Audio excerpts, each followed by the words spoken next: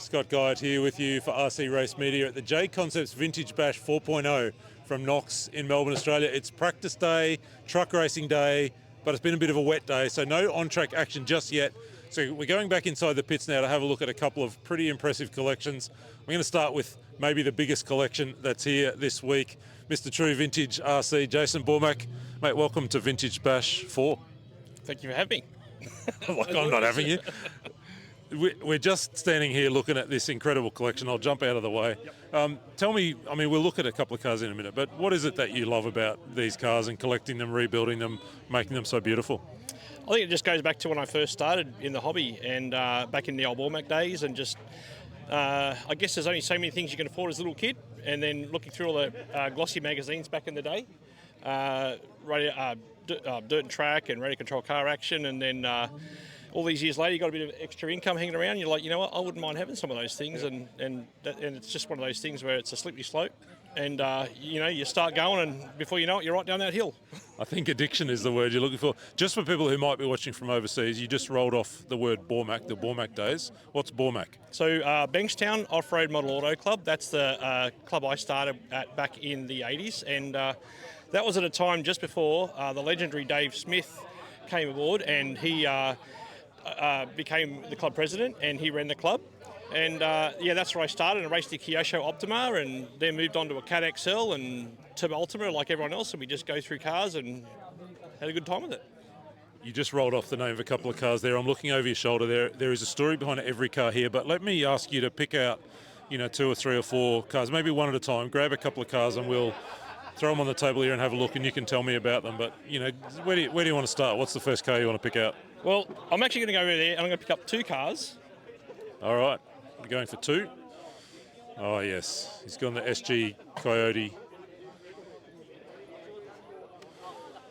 Do you want to whip a body off one of them, Jace? Is that feasible? Yeah, so we can off this one here.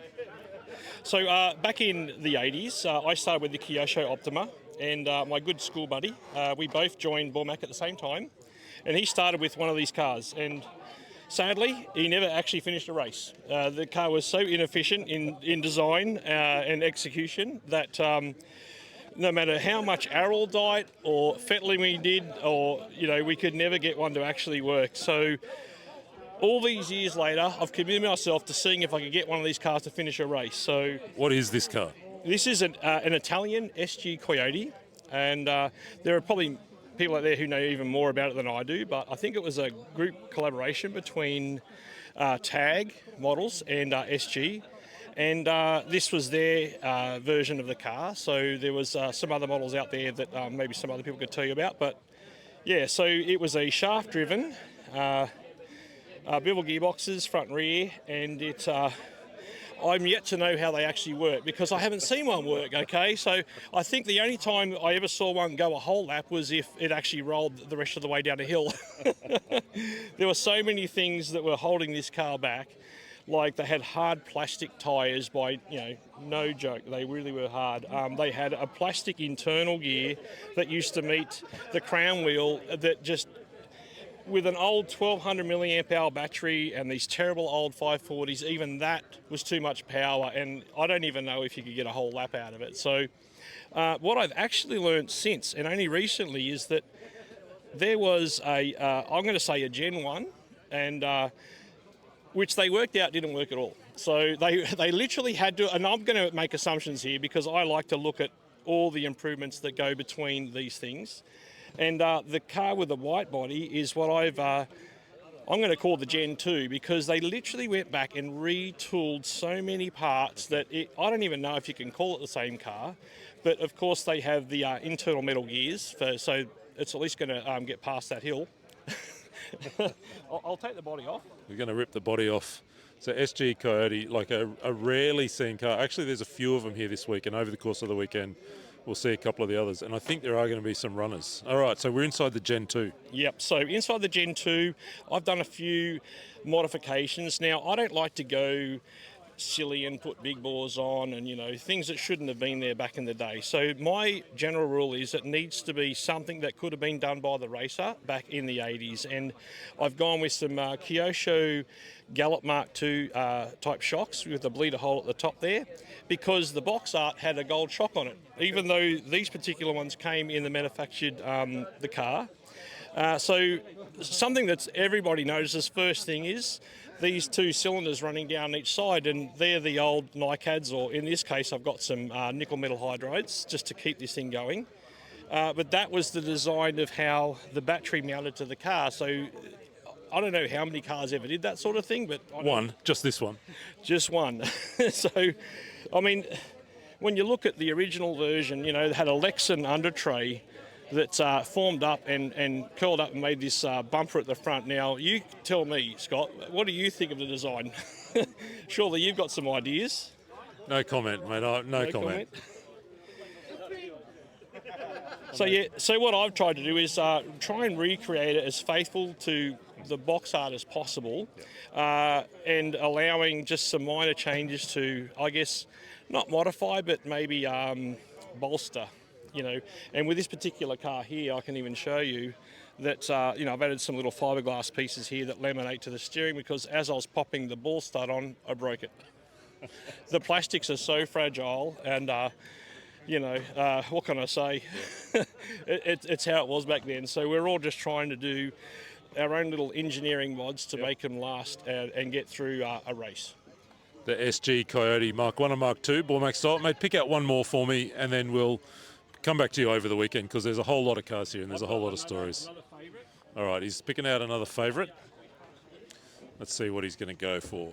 Oh, yes, I think it's the Nico. This is a really cool story. Okay, 1989, St Ives holds an IFMAR, and I was there on the Sunday. Mum took me down, and let me tell you, I don't even know how much of the racing I was interested in. I just wanted to run through the pits and get as much free stuff as I could, because I knew it was the last day of the event, and I wanted stickers and fluoro wheels. Tires and wheels. Right, but no, when I was there, and it was an awesome event. It was, one of those things many of us wish we could have been there for.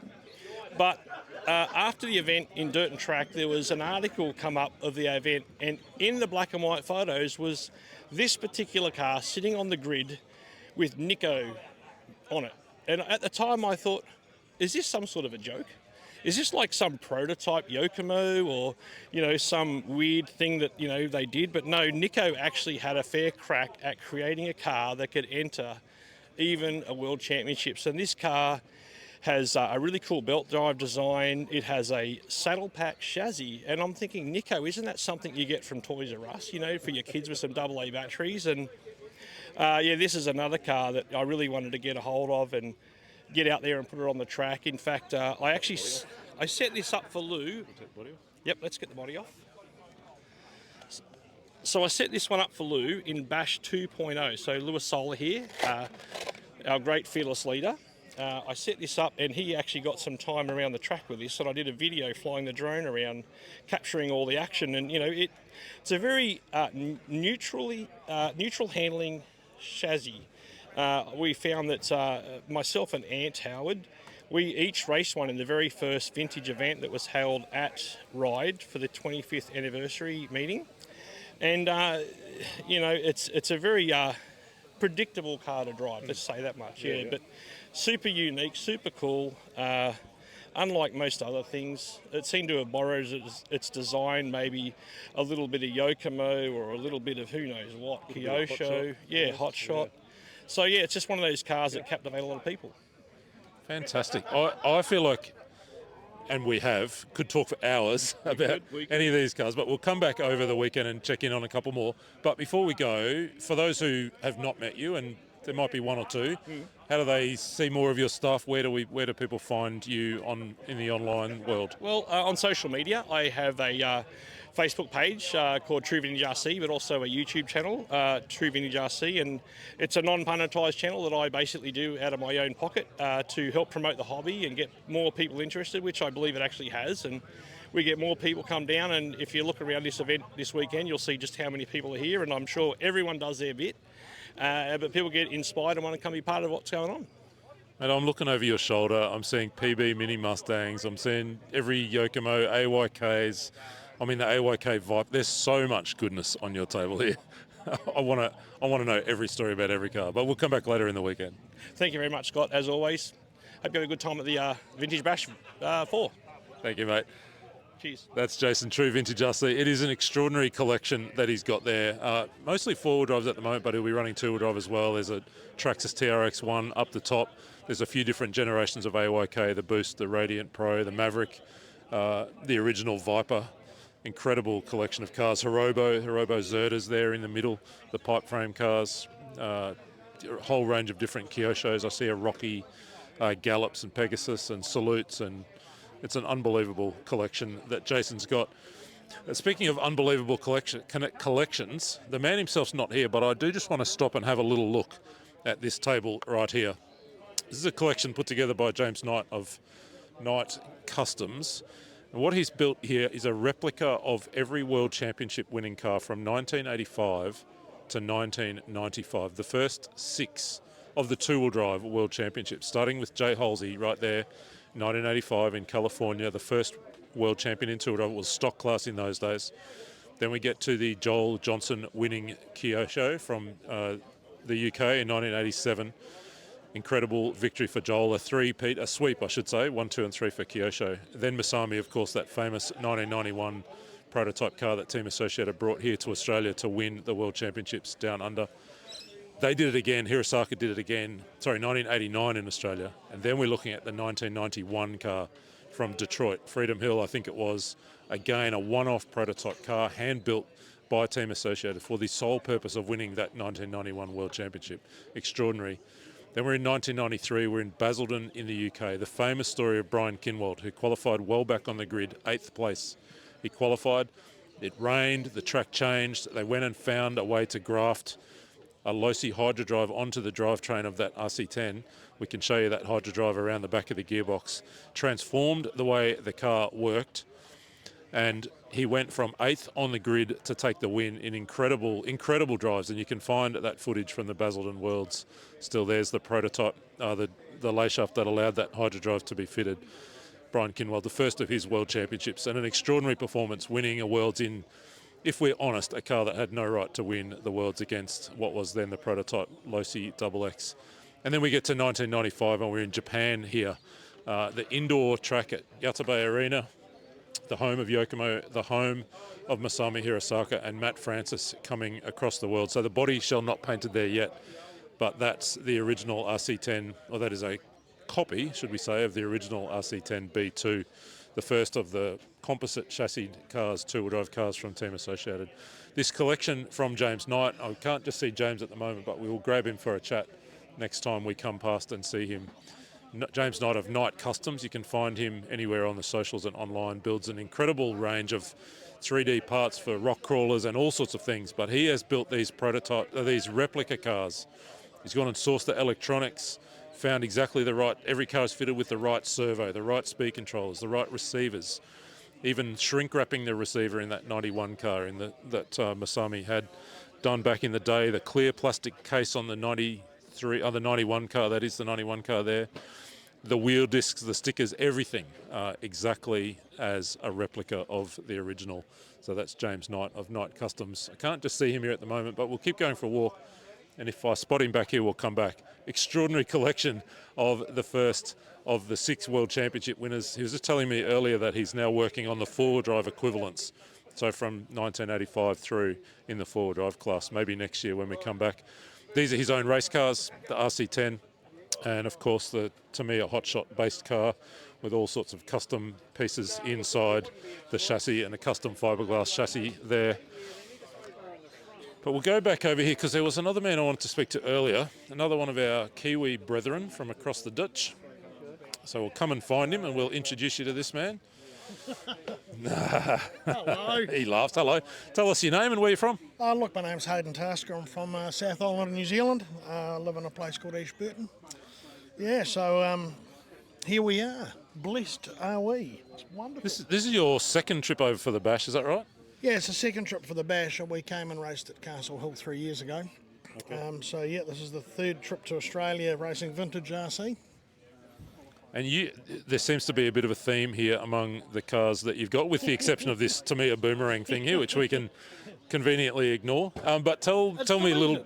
It's deleted. Tell me a little bit about what we've got here, and maybe we'll get you to pull your favourite one out and pull the body off it. We'll have a look at that while we. Well, as far as my favourite one, you can choose that. So these are. Look, I'm thinking I want to go the 95.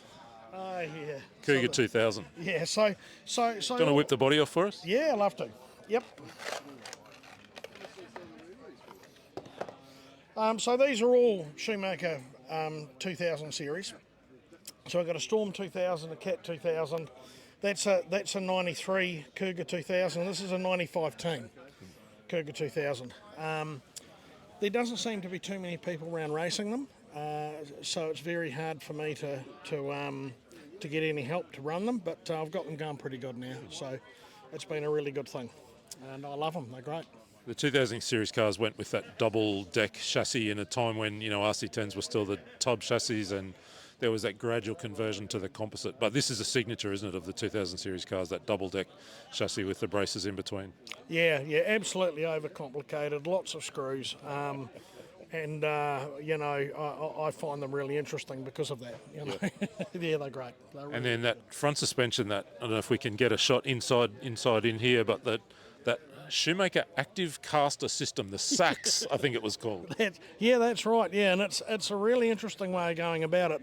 I've never seen it on any other buggy apart from that, and it does help. So this one here, this is a 93. So this is the first series of them, and it has more of a conventional front end on it. That SAC system helps quite a lot with initial turning, and it makes it about as agile as one of them will ever get. They are known as a pushy buggy, and I raced one of these back in the day. That's kind of affected the way I drive everything now. I quite like buggies that push a bit, and I drive them basically with the brakes. Basically the way these drove back in the day has caused me to be a terrible driver now, which is fantastic, really. The way these drove back in the day was awesome. Fabulous. Easily the best cars of their era. Of course I am partial to the odd Shoemaker myself. And then you're running the Storm 2000 truck. That was quite a rare beast then, and still quite a rare beast now. Yeah, that's absolutely fantastic. And you said before for me to pull my favourite one aside. To be quite honest with you, it would have to be the Storm. This thing handles great, and I just love driving it. It's such a shame we're not running it today, but the weather gods have kind of beaten us. I'm really enjoy driving this. I gave it a wee run yesterday, and it's just lovely, really plush, nice thing to drive.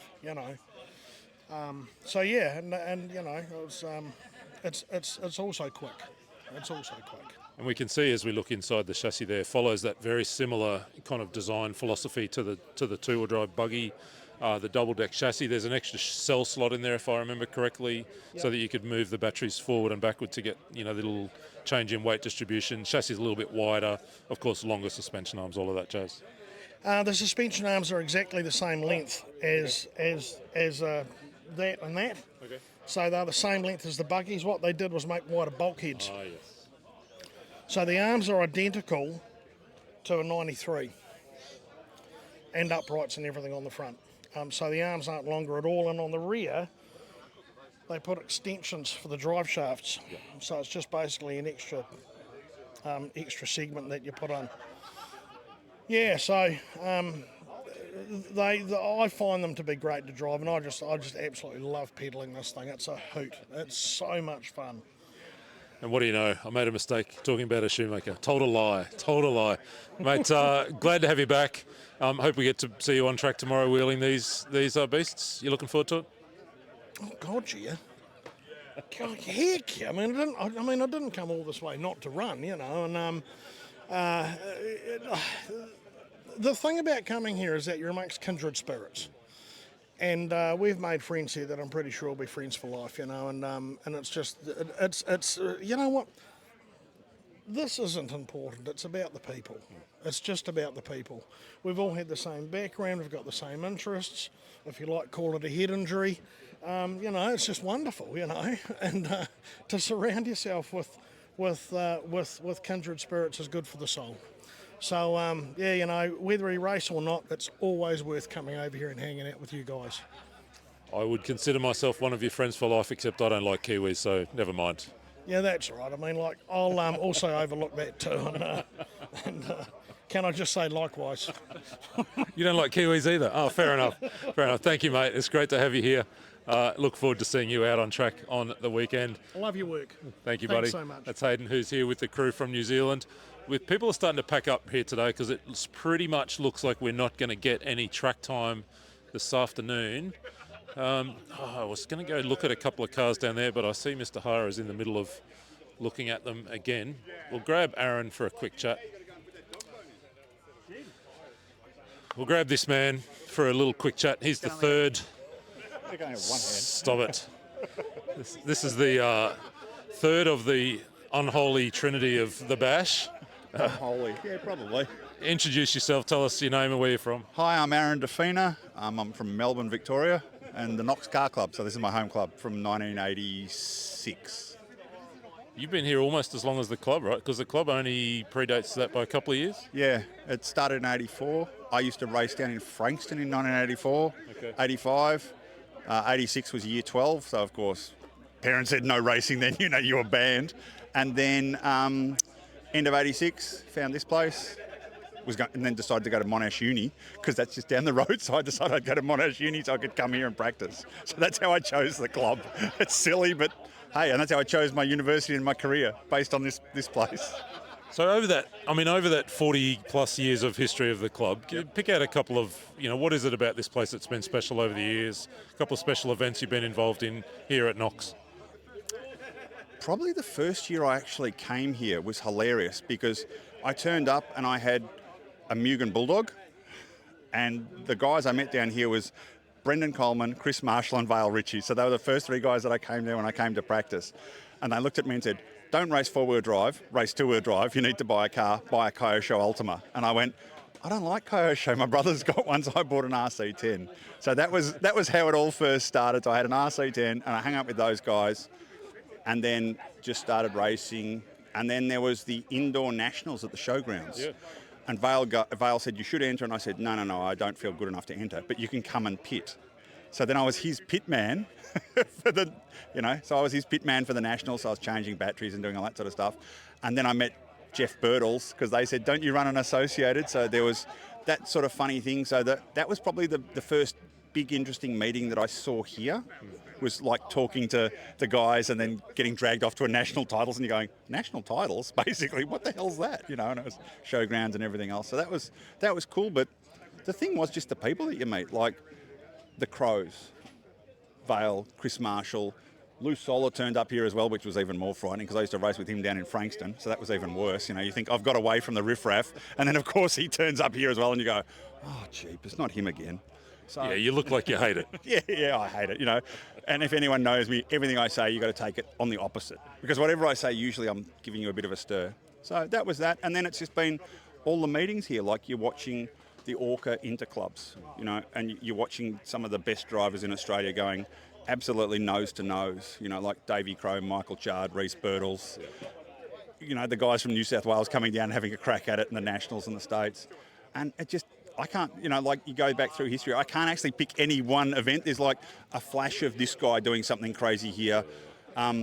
I don't know if we can actually say it, but at the end of that straight used to be a really banked corner, and at the end of every club meet, you'd start with a four-wheel drive mods down this end, and you'd have 10 guys down the end playing footy, and the car would go down and come off the thing, and then guys would take screamers and try and catch the car at the end. So, there's a lot of not serious things that I'm talking about with the RC, but they're the things that are the coolest things from this club, So that's just been on and off over 40 years of doing that, and you come back, you see the club going up and down as it goes through the evolution of RC, Off-road dies, on-road comes in, everyone sort of leaves, then all the off-road guys go, I'm sick of on-road, I want to go off-roading again, you come back and that sort of stuff, and then you just keep floating in and out, if you know what I mean. I'm wondering if we can replicate that four-wheel drive at the end of the straight kind of screamer thing on Sunday afternoon. What do you think? I'd love to do it, but I reckon that since we're all a bit older, there might be a few injured parties like this. You know, you might have a whole lot more people in slings after doing that, or possibly with the modern cars with the brushless motors and things, you might actually have more people going in with, you know, an Optima mid suspension arm stuck in a left eye socket or something like that. Or over the fence into the neighbours. Well, yeah, that could be a problem, but I don't know. As long as we get people with safety glasses and, you know, some of the older guys driving, then maybe I'll have a crack. I'll stand there. I'll wait for everyone to climb on my shoulders and take a screamer over the top. Mate, obviously you're a little bit wounded at the moment, so not driving this weekend. But give me, you know, one or two of your favourite cars that you've got at home that you would have brought with you, or that you would have run if you'd had the choice. What would Aaron's number one choice be? Number one choice is something that people probably wouldn't have seen for about 30 years. I've got an MIP replica from 1987. Okay. I had a thing for trailing arms, and I still do. But at the 87 Worlds, Mike Christensen came fourth after the three Ultimas with a trailing armed RC10. So I then went into Hearn's Hobbies and bought all the parts from Craig Bowring and built the car, and I still have it. But then I got berserk last year to make the parts again, so I didn't have the original. So that would be probably the first car that I'd bring out, you know, 540, four-wheel drive, car 4 in the Worlds. So, you know, everyone else focuses on Joel Johnson's car and all those things, so that one. Then it'd be my SG Coyote. Yeah. So I had one of those being built with Jason, so Jason Bormack, who did that. Behind us, we were building those. Yeah, so we'd made a deal that after charges we were going to build those for the bash. So I've got mine stripped down, I've been rebuilding it and everything else, and then sort of lost one arm, so there's not that. And then there's a couple of other things, like I've got an AYK Buffalo that I was building up to come down. Yeah. You know, I've got some, and then I've got my Bulldog that people saw up in charges, so that was always going to come out for a run. But so they're the top four. That was fun wheeling that Bulldog in charges, mate. I loved it. Oh, well, yeah, most people hadn't got to wheel one, and I'm going, drive it, I don't mind. And they're going, oh, but it's your car. I'm going, it's 84. Everyone's had a go. You know, it's not going to get any worse. And it was awesome. Like, the fact was, you know, you and Lou Solar and all the guys having to drive it around and going, actually, this is all right. And you're going, yeah, no kidding, you know. Right up until the end there, that last two names we'll put aside, but over the course of the conversation, you've name-dropped a whole bunch of people, some of whom are the most extraordinary names in our industry, but also who have been friends to you, right? Yeah. So it just seems to me, as you talk, that's what you love the most about RC is those friendships and relationships, as well as the cool cars. It's actually going to sound funny, but there's three things about it. One was the family and the friends that you make. Like, I keep telling Lou, this is my RC family. This is like where you go when you need a little sanity check. Because, you know, if you're out in the corporate world and you're dealing with all these people in suits and ties and credit cards and spreadsheets, you're going, I'm going to go nuts. You come here and you get a reality check because no one gives you a credit. You know, no one gives you a cut of a slack. You know, all of a sudden it's just like, oh yeah, no, you're an idiot, De Fina. And you go, oh, okay, fine. At least I've been told and it's okay. And you know it's with love. The second thing was, you know, the actual fun of watching the racing here because, you know, competition back in the day was fun. That's what, you know, you lived for. Yeah. You know, the bragging rights. We used to go down and we'd do RC bar racing, you know, after which you'd be going, I went like this and you went like this and then I pulled this pass over you and, you know, you'd relive it for the next week, you know, so you didn't have the internet to look at it. And then it's going to sound funny, but the third thing was what this taught me. And everyone sort of goes, what do you mean? I said, well, when I was young, it was all about, you couldn't go and buy all the hot ups. You'd look in the magazines and the guys have been making them overseas. So at age 14, when I first started with the cars and my Frog, we did it, we raced it, it started to wear out. My dad then said, no, you've got to learn how to repair it and build it yourself. So I started to do that stuff and you start to learn more and more and get confidence in doing all your, it's like backyard engineering, you know, you become a butcher with a lathe and a drill and a few other bits and pieces. But then when you start to go and you're racing full-size cars, you're going, oh, I need to change the way it's handling. Oh, I'll just change the ride height at the back of the car because you've learnt that doing offshore RC car racing, and it makes the same difference on the real car. And you're going, so all of a sudden these people are looking at you going, you're tuning a car doing these weird things, and you're going, oh, well, it's an old car and it doesn't have all the set-up adjustments like yours, so I've just got to work around it. So you learn all those things and you learn how to be self-sufficient and everything else.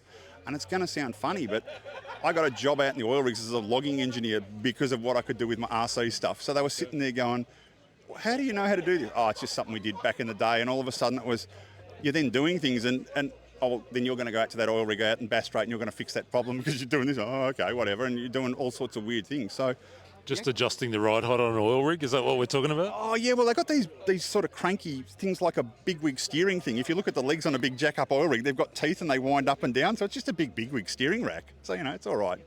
But no, it's going to sound funny, but it was carbon dioxide cooling in a downhole logging tool. So just something weird that I learned because I used to play with carbon dioxide cooling on the cars until Orca banned it. You used to play with carbon dioxide cooling on the cars. Yeah. What? Summer racing here was always a bit tough. So your cars were always overheating your motors. You'd overheat your motors. We didn't have fans or anything else like that. So some people were doing com drops. You put ready in a can and a little old Tamiya shock bottle with a hose that goes in. I had a carbon dioxide powered pre-flight plane that had a little soda siphon thing that you'd recharge. So I took the fuel tank off that, took the copper wires, wrapped it around the car, and then ran the copper tube through the speed controller heat sinks as well. And before you'd race, you'd put it on, charge it, it'd freeze everything, but then it'd keep leaking this white smoke out the bottom of the car. So I had onboard cooling on my car. But then they sort of went, that's not quite right, so it was sort of quietly banned. So Everyone in Australia knew the Victorians were the biggest cheats of all, right? Is that no? That's well, hold on. That's creative, wonderful. It was cheating when they banned it. Up until they banned it, it wasn't cheating. Fantastic, mate. Thank you so much for all the hard work you've put into this week. It's great to be here with you. Oh no, it's more thank you to you guys for coming down and doing it, because for me, and I've always talked about this, is we need to video it and record it because this is our external memory. Yeah. Because if you don't have this recorded and then available for other people, when we all stop racing, the knowledge about this stops, and then you've got nothing to do. So having you coming here and dragging all the stories out of all us clowns around the track, and having race media down here with the camera doing it all and videoing it, means that you can go back and go, I remember that I'd seen that car, I remember hearing about this and that sort of stuff. So it's sort of like that thing of writing history, and if we don't do it, it fades. And I don't want it to fade because this is way too cool. It is way too cool. Thank you, mate. No worries. Enjoy the boss. weekend. You too. Tuning oil rigs based on RC car knowledge. What was it? Cooling with carbon monoxide or carbon dioxide or something? Not monoxide. Carbon dioxide. We don't want to be carbon monoxide. That'll be no good for anybody. I'm going to try and break into this conversation. Can I borrow you for a second? Yeah, we'll stand here for a second. I'll talk to this other man shortly. We were just down the other end of the table here having a look at this incredible collection of World Championship winners. Thank you. This is Mr. James Knight. Tell us a little bit about that collection. So, do you want to go down there? Yeah. I guess like most people our age, like I didn't have the Are money. you assuming that you and I are the same age when you say that? Similar age, similar our generation. So I could put like a 10-year back. These are just the cars that I had that were in the magazines that I always wished, Masami or Halsey and over the years, just like did all the box art stuff. So I did all the Tamiya stuff, did all the box art stuff. And this was just an extension of that. It's like, okay, what do you do once you've done all the favorite box arts? Was to do the world replicas. Yeah. So I think I started with the 91 Detroit. This is the Knox 91 3D printing kit that somebody I think in Europe did. Yeah. And that was the first chance to do one of these unique RC10s because it's all custom. As you know, they built the cars, although it was built on the Stealth gearbox, everything else was different. Yeah. So I love that car and got to do that. I had a friend in the US paint the body. And it sort of went from there. I think the next one was probably the Kinwald, because I've always loved the team car. Like, there's something about, that's my favorite version of the RC10. Yeah. And Kinwald's obviously, that's the ultimate version. And then he won the 93 Worlds when he had no reason to, because there were much more advanced cars on the track. But This is funny because we were here 10 minutes ago and I said exactly the same thing. 100% He won a true. Worlds. He had no right to win that car. It was incredible, wasn't it's it? just a testament to his amazing driving, right? And so it's a culmination of a bunch of people helping me with that car. It's actually the team car, so it isn't based on any of the re-res. Yeah. So I have the 2015 re-re and I have the latest 2025 re-re? Yeah. The only thing on it that is from the re-re is the milled gearbox, because that was such a hard part to do. One of the guys on RC10 Talk managed to figure that out, but I couldn't. It's beyond me. So I try to do everything just like Kinwald had. I've got the cut down posts and everything. These are 3D printed, but it's only 3D printed part on there. But just try to match all the little details. And I think the fun thing about it is you learn how the pros built these cars. Yeah. So everyone built a little differently, but there's a ton of tips in there. Like I love how, let me just show you you know, Kimmel shaved down the back of the wishbones so that they didn't catch. And then, can you see that? And obviously the Hydra drive is the key for him winning, because he was the first guy on the team to figure out that that was what you needed for traction in the UK when they raced. And then what was the story that, was it Roger Curtis went to the local hobby shop and bought all of them? That's right. Traveled the UK. I just don't know how they managed to figure out the shaft, because I got this as off, Aaron helped me out with this, but it's got a whole new shaft on there, so I don't know how they MacGyvered that at the race, but he figured it out. And I just love the shaved down chassis look with the contrast. So it's the original team chassis, not the milled one which came in the original like 94, 93 Worlds. I've got to do the right body. That's not the right body. These are all work in progress, so none of them are finished. That's the closest to being finished. But as soon as Team Associate re-release that, which I'm sure they're going, that's the next one on there. They're coming down the thing. I've got to get all the molded parts, because 3D. I mean, my company's a 3D printing company. I love 3D printing, but there's nothing like an injection molded part to be like the official part. So I did that, and I started the Kinwold, and then all of a sudden it's like, well, if I'm doing those two, I got to meet Jay Halsey many years ago, and obviously he won the first Worlds, and that's the first two-wheel drive like off-road Worlds. So it's and they won. So the Gold Pan is such a classic, and the fact that as you go through the decade, it's basically a same version of that car. So I love that. And then the last one I added was the Kyosho Ultima, which is just sort of funny that we talked about this earlier, but in '87 something happened where Yokomo and a Team Associate didn't win, and Shoemaker and Kyosho snuck in and then got shut out for the next sort of 8 years. But yeah, just the battery technology, what they did, the FET servos. You know, I think I was probably this time driving a Thundershot with a Tamiya CRP unit and a Technigold, thinking I was like modified. I had no idea what was really going on in the States, because you couldn't really see it from the pictures in the magazines. So it's just been the next thing to collect. So this is actually Andrew Cookie's 89, and he did such a phenomenal job. He actually helped me out with the shocks, because these were his ones he didn't like. Because it was the first time Team Associated did the hardened anodized, so he replicated that, because until the re you couldn't get the caps that matched the shock body, so that was a cool thing. The other cool thing in that car, as I just look at it, is, and I'm reminded of that first FET, the PS87, wasn't it? Yeah. With that external booster box that's tucked in there between the servo and the battery. What a step change that was in servo performance. Oh, the first time I used the FET control, I'm like, you guys have been cheating. You remember that? I was using like Futaba. Even that is, so to try and do nut and bolt restorations, and Cookie and I were joking earlier, so Cookie's got probably the best one I've seen, and I can tell you straight off the bat when you look at this, so Cookie's got like the white zip ties instead of I couldn't find any, so I did black, kicked myself. And then we were joking even for the FET controller box, so Masami had a prototype, so he didn't have the sticker, it had a little writing on it, so Cookie did that, of course, because he got it now. But then in his in the '89 Yokomo he drove for the four-wheel drive, he had a prototype where it didn't even have the plastic. It had like the lightweight version. So it's just fascinating to get, you know, you just geek out on that stuff. So I've got to change all the bodies. The bodies are the things that are the hardest, because I'm not really a painter. I painted Jay Halsey's because that's probably about the limit of my capability.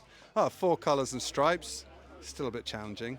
And like I said, the 91 Masami got done. I got this one done locally, but it's just the gaps aren't right, so that's going to get redone. That's the wrong body. Is it Jamie Ainsley and James Ainsley in Adelaide? I'm going to send him a box of stuff to do for me. He does amazing work. He did this one, which is the right body for the original 93 Worlds, but it's not what Kinwold ran. But it's cool that in the latest release, Team Associated did include it. So that's cool. They actually did, what I've really loved about Team Associated's re-releases is that, not maybe the frequency of them, but the fact that they've done these Worlds models that now we can get without, I mean, these are like, every one of these probably took 2 or 3 years to put together, because you're doing it piecemeal and trying to hunt down for stuff and then figure out what things are. But yeah, there's so many cool things. Like, most people don't know that Tamiya helped win the World Championships in '85, because everyone in California was running the Sand Rover rear tyres. Those tyres cost me a fortune. You could have bought 3 Sand Rovers for that. But it's just a random thing, and there's a whole bunch of like theories on RC10 Talk about why those tyres are so good. But it's the cheapest tyre Tamiya ever made, and it won the Worlds. And now it's the most expensive tyre Tamiya ever made. $150 on eBay if you can find them. Yeah. So it's all little stuff like that. The tyre technology is another amazing one. Yeah. So I've got, those are the Pro line. You go from the, like we just talked about the rear tyres, that's from a Tamiya, and the local fast guys figured it out, so that's what they all used. The Pro line, spikes at the front, no foams, on a 1.5 wheel. Yeah. That is like again, it's a Tamiya sort of clone from Pro line. I picked the chrome ones. Many people have the black ones. Jay ran both in the heats, but the winning picture of him is with the chrome wheels, so that's why I picked. The Kyosho's the re-release, which is really cool. Kyosho did JJ's re-release, but the rear tyres are from my one. So you kind of see that tyre technology evolve. As you know, Scott, these are the super controversial 2.2s that if you didn't have them, you didn't have a chance. But the interesting thing was, and I didn't even realise this, so that started everyone running 2.2s front and back. But actually most of these cars don't have 2.2s. So even like years later, Kimmel's taken 2.1s and cutting them down, and he's running the smaller tyre on the back. Masami's tyre, rear tyre, is, they drilled out the inner wheel, they cut down the lip, they did a whole bunch of stuff to engineer that wheel to give it more flex because of the bumpy track. But then you just sort of see I was sort of familiar with like hard spikes, but then you get to what they were using here with the much softer compound and the foams, and then you fast forward to what Matt Francis was running. These were the tyres that he ran in qualifying, but not in the finals. So most of the pictures, he's got, I think, Losi ribs on the front and a different hot lap Yokomo on the back, which is more like a traditional pin. But I love that this sort of represents where tyres went from like a spike to like a cut down bigger spike. Yeah. And then you've got the rib technology, and then you've got this sort of micro pattern with the super soft foams. So that's why I picked that one. You've almost got, you've just pointed it out there in terms of tyres.